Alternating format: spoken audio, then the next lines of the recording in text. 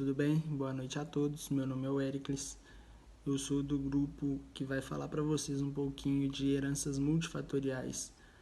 A gente já viu um pouco de heranças multifatoriais com a Andrea. A gente já falou um pouco sobre obesidade, hipertensão, isso são heranças multifatoriais. Agora a gente vai dar uma avançada. A gente vai falar ainda de heranças multifatoriais, mas heranças multifatoriais 2. Agora a gente vai falar sobre hipertensão, sobre ansiedade, transtorno de bipolaridade, síndrome do pânico e outros temas. O grupo é composto por Márcia, Yolanda, Inara, Miriam e eu. Eu sou o introdutor. Eu estou passando para vocês o que vocês vão ter de tema nos próximos vídeos e espero que vocês sintam-se à vontade, entendam. A explicação está muito bem feita por todas as meninas. Qualquer dúvida, estamos à disposição para esclarecer, ok? Boa aula, até mais. É isso aí, Léo, como você bem falou, boa noite, professora Andrea, boa noite, colegas. E agora a gente vai saber um pouco a diferença entre transtornos mentais e distúrbios mentais de herança multifatorial. Fica aí com a gente. O que seria o distúrbio mental? Bem, gente, o distúrbio mental é a limitação do desenvolvimento das funções intelectuais, ou seja, elas são apresentadas abaixo do que deveria. Por exemplo, uma pessoa do QI abaixo de 70, ela faz parte desse grupo, né? Uma pessoa com dificuldade de aprendizagem, a gente nem fala mais, a gente fala deficiência intelectual, esse seria o termo, né? É uma pessoa que faz parte desse grupo, tá bom? Dos distúrbios, né, mentais, tá bom? Então, afeta o desenvolvimento dessa pessoa na sociedade, né? Ela se sente limitada no seu desenvolvimento. Tudo isso, então, todos os casos, posso dizer assim, de crianças com desortografia, com dislexia, tudo faz parte das dificuldades de aprendizagem, né? Onde a sua mente tem uma dificuldade no seu desenvolvimento, faz parte desses distúrbios, né? Não posso dizer transtorno, que a gente vai entender o que é o transtorno daqui a pouco, tá bom? Então, se eu chego com uma criança com um problema de aprendizagem, né? E ela está diagnosticada ali, então, digamos, com descalculia, dificuldade de entender matemática, né? Eu posso estar colocando dentro desse distúrbio aí, tá bom? E o que seria o transtorno mental ou a doença mental? É algo que causa um sofrimento maior, que pode afetar, com certeza, o desenvolvimento nessa área. Essa pessoa que infelizmente desencadeia o problema, né? Que é multifatorial, e esses problemas a gente já sabe o que é o problema multifatorial, que são vários fatores, problemas genéticos, né, problemas hormonais também, né, problemas relacionados a Fatores socioculturais, enfim, ambientais. os fatores são muitos, né? O que acontece? Dentro desse transtorno, né, transtorno, doenças mentais, nós temos o transtorno bipolar, nós temos a depressão, que vai ser falado, então é algo que causa um sofrimento ao sujeito, maior do que no caso do distúrbio, né, e nós vamos ver agora, então, no que as colegas vão estar explicando, não sobre distúrbios, né, mentais, mas sobre transtornos mentais, como, por exemplo, a dependência química, que é o caso da Rosana, do caso do nosso capítulo, né, que os pais foram lá, a Rosana foi lá reclamar sobre o seu filho, né, são transtornos totalmente voltados para o psicológico, né, gente? O alcoolismo, a dependência química como a maconha, a cocaína, transtornos alimentares, né, a anorexia, a bulimia, o toque, a ansiedade, o pânico, o bipolar, depressão.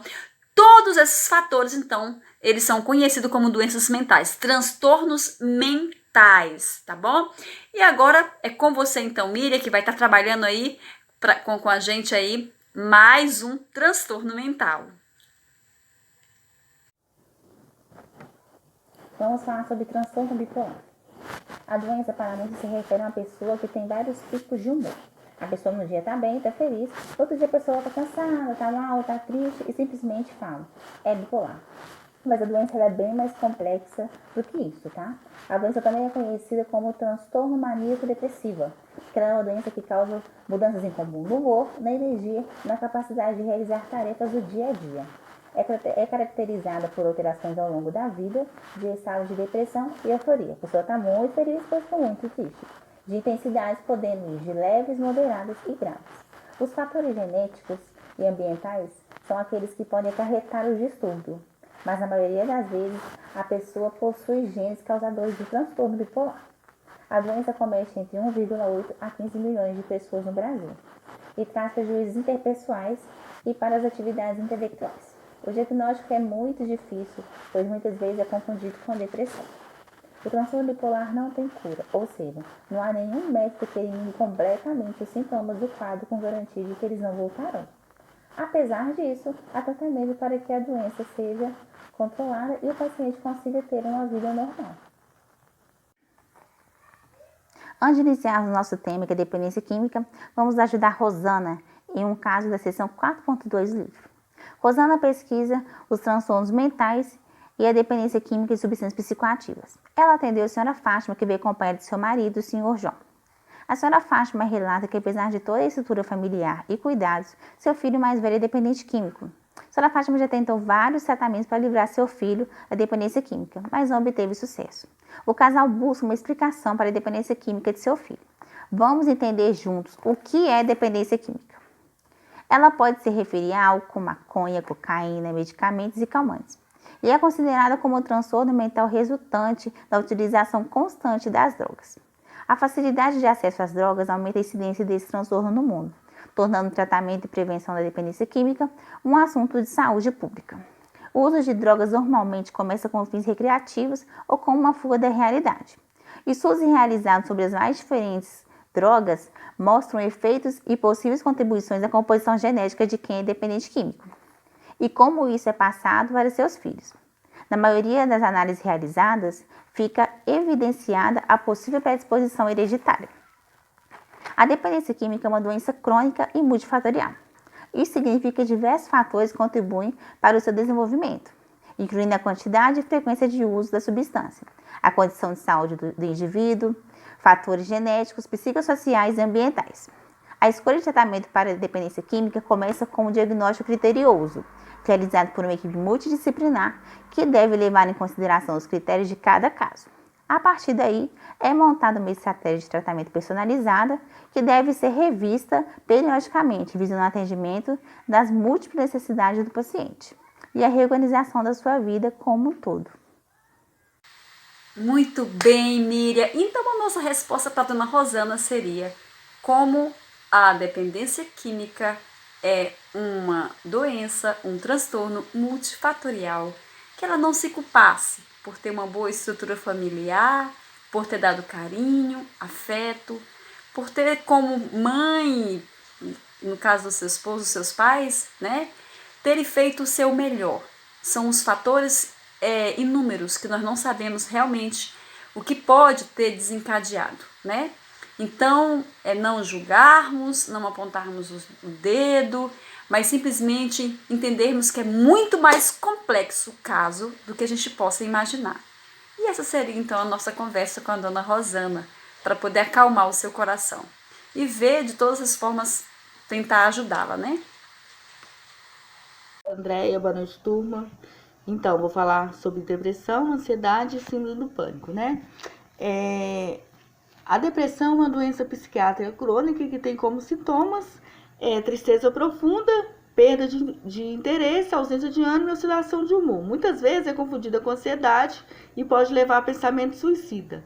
A doença atinge mais de 300 milhões de pessoas em toda a idade do mundo, segundo a Organização Mundial de Saúde. No Brasil, a estimativa é que 5,8% da população seja afetada pela doença. O indivíduo que tem depressão e não trata pode piorar e passar por 3 estágios: leve, moderada e grave. A depressão em nível leve geralmente pode ser controlada sem medicamento, sendo tratada com terapia e exercícios. Já o nível moderado e grave tem que ter o auxílio de medicamento para amenizar o sintoma da depressão, além da terapia e outras opções para melhorar a qualidade de vida. A depressão é causada por uma combinação de fatores associada a efeito de múltiplos genes em combinação com estilo de vida e fatores ambientais. O risco de parente de primeiro grau de indivíduos não afetados, representativo na população geral, é de quase 1% para a doença bipolar e de cerca de 5% para pessoas com depressão. E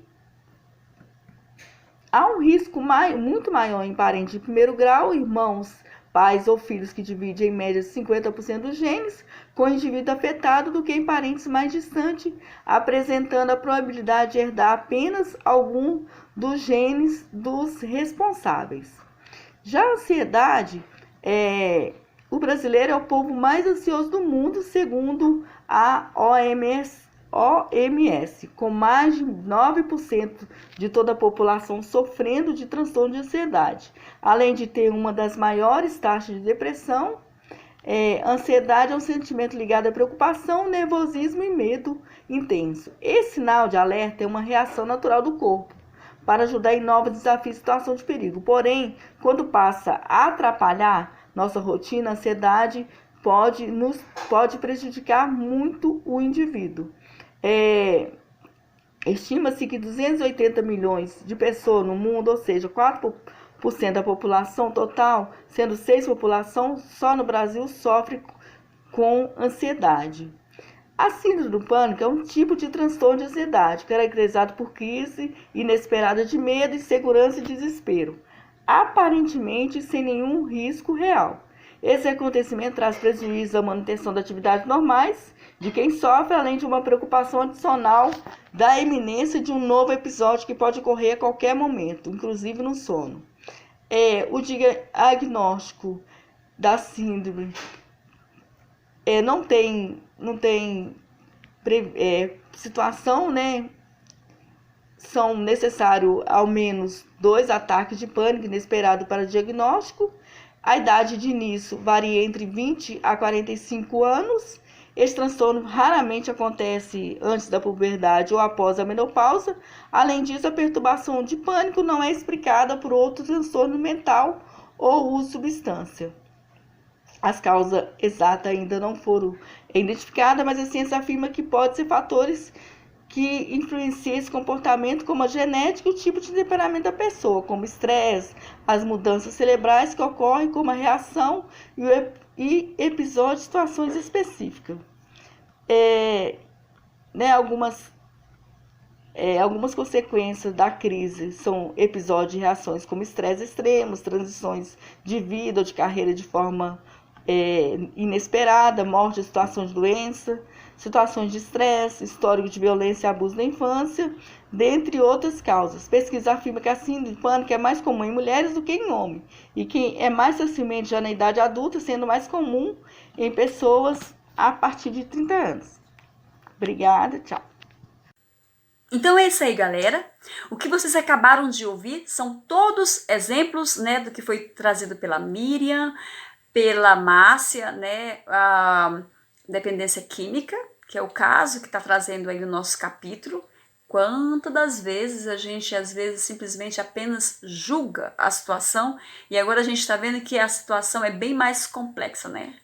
E o problema de transtorno de pânico, a depressão, bipolar, ansiedade, todos esses fatores são transtornos, né, são doenças mentais. E as doenças mentais, elas estão divididas em 2 grupos, né?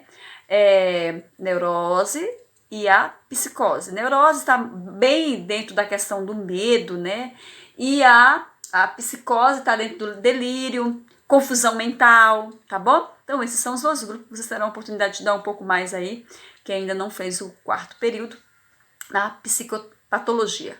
E o grupo está aí à disposição para poder estar recebendo algum comentário, talvez que venha acrescentar, somar, né? Ou até mesmo tirar alguma dúvida, tá bom? Que Deus abençoe cada um de vocês. Um forte abraço. Tchau, tchau.